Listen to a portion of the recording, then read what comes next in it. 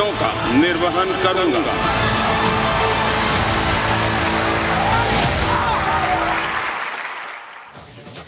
ನರೇಂದ್ರ ಮೋದಿ ಪದಗ್ರಹಣಕ್ಕೆ ಕ್ಷಣಗಣನೆ ಶುರುವಾಗಿದೆ.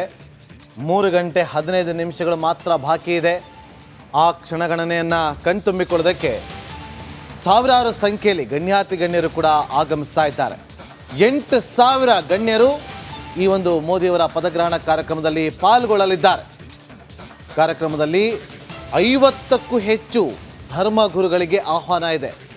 ವಿವಿಧ ರಾಜ್ಯಗಳಿಂದ ಬಂದಿರುವಂತಹ ಸ್ವಾಮೀಜಿಗಳು ಕೂಡ ಈ ಕಾರ್ಯಕ್ರಮದಲ್ಲಿ ಭಾಗಿಯಾಗ್ತಾ ಇದ್ದಾರೆ. ನೇಪಾಳ ಪ್ರಧಾನಿ ಕೂಡ ಕಾರ್ಯಕ್ರಮದಲ್ಲಿ ಭಾಗಿಯಾಗ್ತಾ ಇದ್ದಾರೆ. ಎಲ್ಲರ ಸಮ್ಮುಖದಲ್ಲಿ ಮೋದಿ ಆ್ಯಂಡ್ ಟೀಮ್ ಪದಗ್ರಹಣವನ್ನು ಮಾಡಲಿದ್ದಾರೆ. 48 ಸಂಸದರು ಇವತ್ತು ಪ್ರಮಾಣ ವಚನವನ್ನು ಸ್ವೀಕಾರ ಮಾಡಲಿದ್ದಾರೆ. ಸಂಜೆ 7 ಗಂಟೆ 15 ನಿಮಿಷಕ್ಕೆ ಪದಗ್ರಹಣ ಕಾರ್ಯಕ್ರಮ ಆರಂಭ ಆಗುತ್ತೆ.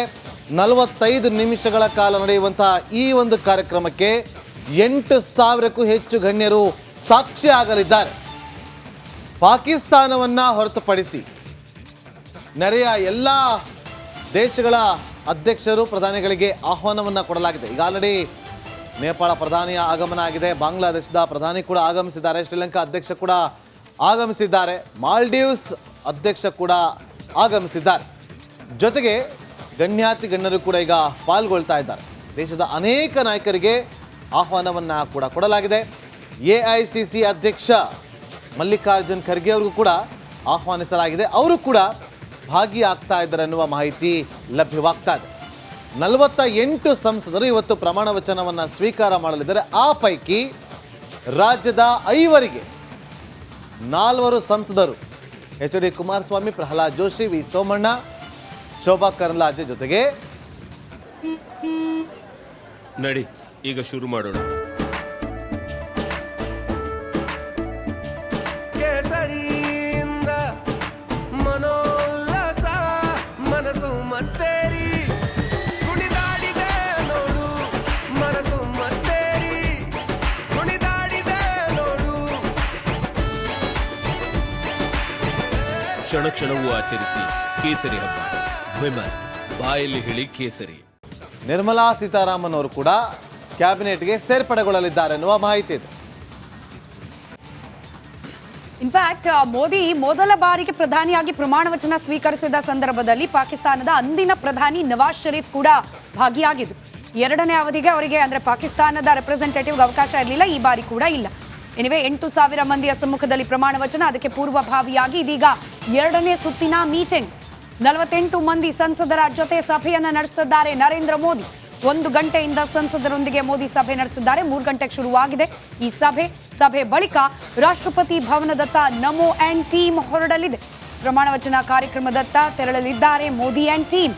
ಸಂಭಾವ್ಯ ಸಚಿವರ ಜೊತೆಯಲ್ಲಿ ಮೋದಿ ಮತ್ತೆ ಮೀಟಿಂಗ್ ಅನ್ನ ನಡೆಸ್ತಾ ಇದ್ದಾರೆ. ಬೆಳಗ್ಗೆ ಕೂಡ 1 ಸುತ್ತಿನ ಮಾತುಕತೆ ಆಗಿದೆ. ಮುಂದಿನ 100 ದಿನಗಳ ಒಳಗಾಗಿ ಬಾಕಿ ಉಳಿದಿರುವ ಎಲ್ಲಾ ಕೆಲಸ ಕಾರ್ಯಗಳು ಕೂಡ ಯಾವುದೇ ವಿಳಂಬ ಇಲ್ಲದೆ, ಯಾವುದೇ ನೆಪ ಇಲ್ಲದೆ ಮಾಡಿ ಮುಗಿಸಬೇಕು ಅನ್ನೋ ಖಡಕ್ ಸೂಚನೆಯನ್ನ ಬೆಳಗಿನ ಸಭೆಯಲ್ಲಿ ನೀಡಿದ್ದಾರೆ ಮೋದಿ ಅನ್ನೋ ಮಾಹಿತಿ. ಇದೀಗ 2ನೇ ಮೀಟಿಂಗ್ ಸಂಭಾವ್ಯ ಸಚಿವರ ಜೊತೆಯಲ್ಲಿ. ಕಳೆದ 1 ಗಂಟೆಗಳ ಕಾಲದಿಂದ ನಿರಂತರವಾಗಿ ಮಾತುಕತೆ ನಡೀತಾ ಇದೆ ಈ ಸಭೆಯಲ್ಲಿ. ಈ ಸಭೆ ಮುಗಿದ ಬಳಿಕ ರಾಷ್ಟ್ರಪತಿ ಭವನದತ್ತ ತೆರಳುತ್ತಾರೆ ಮೋದಿ ಅಂಡ್ ಟೀಮ್ ಅನ್ನೋ ಮಾಹಿತಿ ಇದೆ. 48 ಮಂದಿ, 12 ಮಂದಿ NDA ಮೈತ್ರಿಕೂಟದ ಅಂಗಪಕ್ಷಗಳ ಸದಸ್ಯರು, ಉಳಿದ 30ಕ್ಕೂ ಅಧಿಕ ಮಂದಿ ಬಿಜೆಪಿಯ ಸಂಸದರು. ಒಟ್ಟು 48 ಮಂದಿ ಇವತ್ತಿನ ಪದಗ್ರಹಣ ಕಾರ್ಯಕ್ರಮದಲ್ಲಿ ಭಾಗಿಯಾಗಬಹುದು ಅನ್ನೋ ನಿರೀಕ್ಷೆ ಇದೆ. ಈಗ ನೀವೇನು ಗಮನಿಸ್ತಾ ಇದ್ದೀರಿ, ಇದು ಬೆಳಗ್ಗೆ ನಡೆದ ಸಭೆಯ ದೃಶ್ಯಗಳು. ಇದೇ ರೀತಿಯಲ್ಲಿ ಇದೀಗ 2ನೇ ಸುತ್ತಿನ ಮೀಟಿಂಗ್ ಸಂಭಾವ್ಯ ಸಚಿವರುಗಳ ಜೊತೆಯಲ್ಲಿ ಮೋದಿ ಮಾಡ್ತಿದ್ದಾರೆ. ಒಕ್ಕಲಿಗ ಸಮುದಾಯಕ್ಕೆ 2 HD ಕುಮಾರಸ್ವಾಮಿ ಹಾಗೂ ಶೋಭಾ ಕರಂದ್ಲಾಜೆ. ಬ್ರಾಹ್ಮಣ ಕೊಡದಾಡಿಯಲ್ಲಿ ಪ್ರಹ್ಲಾದ್ ಜೋಶಿ ಅವರಿಗೆ ಹುಬ್ಬಳ್ಳಿ ಧಾರವಾಡ ಕ್ಷೇತ್ರದಿಂದ. ಲಿಂಗಾಯತ ಸಮುದಾಯದಲ್ಲಿ ವಿ ಸೋಮಣ್ಣ. ಲಿಂಗಾಯತ ಸಮುದಾಯದಲ್ಲಿ PC ಗದ್ದಿಗೌಡರಿದ್ದರು, ರಾಘವೇಂದ್ರ ಇದ್ದರು, ಜಗದೀಶ್ ಶೆಟ್ಟರ್ ಇದ್ದರು, ಬಸವರಾಜ ಬೊಮ್ಮಾಯಿ ಇದ್ದರು, ವಿ ಸೋಮಣ್ಣ ಇದ್ದರು. ಇವರೆಲ್ಲರನ್ನ ಬದಿಗಿಟ್ಟು ವಿ ಸೋಮಣ್ಣ ಅವರಿಗೆ ಮಣೆ ಹಾಕಲಾಗಿದ್ಯಾ? ಅಂದ್ರೆ ಸಮುದಾಯವಾರು ಕೋಟಾ ಅಂತ ಹೇಳಿ ಅಧಿಕೃತವಾಗಿ ಇಲ್ಲದೆ ಹೋದ್ರೂ ಕೂಡ ಪ್ರಾತಿನಿಧ್ಯತೆ ಅನ್ನೋದನ್ನ ಕೊಡಬೇಕಾಗತ್ತೆ. ಅದರಲ್ಲೂ ರಾಜ್ಯದಲ್ಲಿ ಪ್ರಬಲ ಸಮುದಾಯಗಳಿಗೆ ಮನ್ನಣೆಯನ್ನ ಕೊಡಲೇಬೇಕಾದ ಅನಿವಾರ್ಯತೆ. ಇದರ ಜೊತೆಗೆ ಹಿರಿತನ ಹಾಗೆ ಅನುಭವದ ಆಧಾರದ ಮೇಲೂ ಕೂಡ ಪ್ರಹ್ಲಾದ್ ಜೋಶಿ, ಶೋಭಾ ಕರಂದ್ಲಾಜೆ ಅವರನ್ನ ರಿಟೇನ್ ಮಾಡ್ಕೊಳ್ತಾರೆ ಅನ್ನೋ ಲೆಕ್ಕಾಚಾರ. ನೂತನವಾಗಿ ಆಯ್ಕೆಯಾಗಿರುವ ಸಂಸದರ ಪೈಕಿ ಒಬ್ಬರಿಗೆ, ಅದು ವಿ ಸೋಮಣ್ಣ, ಹಾಗೆ ಮೈತ್ರಿ ಧರ್ಮದ ಅಡಿಯಲ್ಲಿ ಕುಮಾರಸ್ವಾಮಿ ಅವರಿಗೆ, ಒಟ್ಟು 5 ರಾಜ್ಯದಿಂದ ಸಚಿವರಾಗಿ ಪ್ರಮಾಣ ವಚನವನ್ನು ಸ್ವೀಕರಿಸಲಿದ್ದಾರೆ ಅನ್ನೋ ಮಾಹಿತಿ. ರೈಟ್, ಮತ್ತಷ್ಟು ಡೀಟೇಲ್ಸ್ನೊಂದಿಗೆ ನನ್ನ ಕಲೀಗ್ ರಂಜಿತ್ ಶಿರಿಯಾರ್ ನವದೆಹಲಿಯಿಂದ ನೇರ ಸಂಪರ್ಕದಲ್ಲಿ. ಇನ್ಫ್ಯಾಕ್ಟ್ ರಂಜಿತ್, ರಿಸಲ್ಟ್ ಬಂದ ಮಾರನೇ ದಿನದಿಂದಲೇ, ಜೂನ್ 5ನೇ ತಾರೀಕಿನಿಂದಲೇ ನಿರಂತರವಾಗಿ ರಾಷ್ಟ್ರ ರಾಜಧಾನಿ ದೆಹಲಿಯಲ್ಲಿದ್ದಾರೆ. ಅಲ್ಲಾಗ್ತಾ ಇರುವ ಪ್ರತಿಯೊಂದು ಡೆವಲಪ್ಮೆಂಟ್ನ ನಿಮ್ಮವರೆಗೂ ತಲುಪಿಸುವ ಪ್ರಯತ್ನವನ್ನ ಮಾಡ್ತಿದ್ದಾರೆ ರಂಜಿತ್. ಮತ್ತೊಮ್ಮೆ ನೇರ ಸಂಪರ್ಕದಲ್ಲಿ. ರಂಜಿತ್, 2ನೇ ಸುತ್ತಿನ ಸಭೆ, ಈ ಸಭೆಯಲ್ಲಿ ಯಾರೆಲ್ಲ ಭಾಗಿಯಾಗಿದ್ದಾರೆ? ಮೊದಲ ಸಭೆಯಲ್ಲಿ 100 ದಿನಗಳ ಟಾಸ್ಕ್, ಈಗೇನ್ ನಡೀತಾ ಇದೆ ಮಾತುಕತೆ?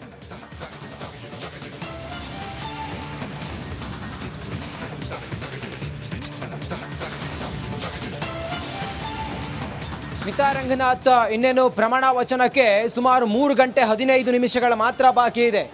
NDA ಅಂಗಪಕ್ಷದ ಸುಮಾರು 12 ಸಂಸದರುಗಳು ಈ ಸಭೆಯಲ್ಲಿದ್ದಾರೆ. ಅವರು ಇವತ್ತು ಪ್ರಮಾಣ ವಚನವನ್ನು ಸ್ವೀಕರಿಸ್ತಾರೆ. ಇನ್ನು 36 ಜನ NDA, ಅದರಲ್ಲೂ ಕೂಡ ಬಿಜೆಪಿಯ ಸಂಸದರು ಈ ಸಭೆಯಲ್ಲಿದ್ದಾರೆ. ಅವರು ಇವತ್ತು ಪ್ರಮಾಣ ವಚನವನ್ನು ಸ್ವೀಕರಿಸ್ತಾರೆ. ಇವರಿಗೆ ಪ್ರಧಾನಿ ನರೇಂದ್ರ ಮೋದಿ ಅವರು ತಮ್ಮ ಪ್ಲಾನ್ ಆಫ್ ಆಕ್ಷನ್ ಏನು, ಪ್ರಮಾಣ ವಚನ ಸ್ವೀಕರಿಸಿ ಆದ ನಂತರ ಮೊದಲ 100 ದಿನಗಳ ಕಾಲ ನಾವು ಕ್ಷಿಪ್ರವಾಗಿ ಜನರಿಗೆ ಏನು ಮಾಡ್ಲಿಕ್ಕೆ ಸಾಧ್ಯ ಇದೆ ಅನ್ನೋದರ ಕುರಿತಾಗಿ ಒಂದಿಷ್ಟು ಸಮಾಲೋಚನೆಯನ್ನು ಮಾಡ್ತಾ ಇದ್ದಾರೆ. ಮುಂದುವರೆದು ನಾವು ಗಮನಿಸ್ತಾ ಹೋದ್ರೆ, ಪ್ರಧಾನಿ ನರೇಂದ್ರ ಮೋದಿ ಅವರ ಈ NDA ಸರ್ಕಾರ ಹಿಂದಿನ 2 ಅವಧಿಯಲ್ಲಿ 10 ವರ್ಷಗಳ ಕಾಲ ಮಾಡಿದಂಥ ಕಾರ್ಯಗಳಿಗೆ ಈ ಹಿಂದೆಯೇ ಅದಕ್ಕೆ ತಯಾರಿಗಳಾಗಿತ್ತು.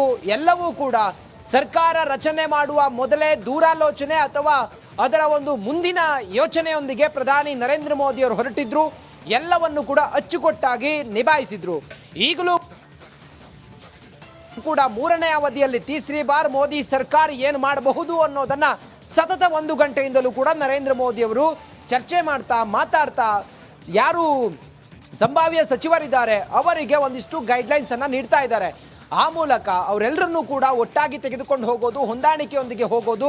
ಮುಂದೆ ನರೇಂದ್ರ ಮೋದಿ ಅವರ ಕನಸಿನ ಭಾರತ ಏನಿದೆ, ಅಭಿವೃದ್ಧಿಶೀಲ ಭಾರತಕ್ಕಾಗಿ ನಮ್ಮಿಂದ ಏನಾಗುತ್ತೆ ಅನ್ನೋದ್ರ ಬಗ್ಗೆಯೂ ಕೂಡ ಚರ್ಚೆಗಳು ನಡೀತಾ ಇದೆ. ಪ್ರಮುಖವಾದಂಥ ಈ ಐತಿಹಾಸಿಕ ಕಾರ್ಯಕ್ರಮಕ್ಕೆ ಜಾಗತಿಕ ಮಟ್ಟದ ಗಣ್ಯರು ಕೂಡ ಆಗಮಿಸ್ತಾ ಇದ್ದಾರೆ. ಹಾಗಾಗಿ ದೆಹಲಿಯ ಎಲ್ಲ ಆಯಕಟ್ಟಿನ ಭಾಗದಲ್ಲೂ ಕೂಡ ಬಿಗಿ ಬಂದೋಬಸ್ತನ್ನು ಮಾಡಲಾಗಿದೆ. ಆ ಮೂಲಕ ಪ್ಯಾರಾಮಿಲಿಟರಿ ಹಾಗೆ NSG ಸೇರಿದಂತೆ ಸ್ನೈಪರ್ಗಳನ್ನು ಕೂಡ ಇಲ್ಲಿ ಭದ್ರತೆಗಾಗಿ ನಿಯೋಜನೆ ಮಾಡಲಾಗಿದೆ. ಆ ಮೂಲಕ ಒಂದು ಐತಿಹಾಸಿಕ ಕ್ಷಣಕ್ಕೆ ಸಾಕ್ಷಿಯಾಗುತ್ತೆ. ಇನ್ನೇನು 3 ಗಂಟೆ 15 ನಿಮಿಷಗಳು ಮಾತ್ರ ಬಾಕಿ ಇರೋದು. ಅದಕ್ಕೆ ಪೂರ್ವ ತಯಾರಿಯಾಗಿ ಎಲ್ಲ ಸಿದ್ಧತೆಯನ್ನ ಮಾಡಲಾಗಿದೆ. ಸಚಿವರಿಗೆ ಕಾಲ್ ರಂಜಿತ್ ಹಾಗೆ ಸಂಪರ್ಕದಲ್ಲೇ ಇರಿ. ಕರ್ನಾಟಕ ಭವನದಿಂದ ಅಲ್ಲಿಂದ ಮಾಹಿತಿಯನ್ನ ಕೊಡ್ತಾ ಇರೋ ನಮ್ಮ ಪ್ರತಿನಿಧಿ ರಂಜಿತ್. ಈಗ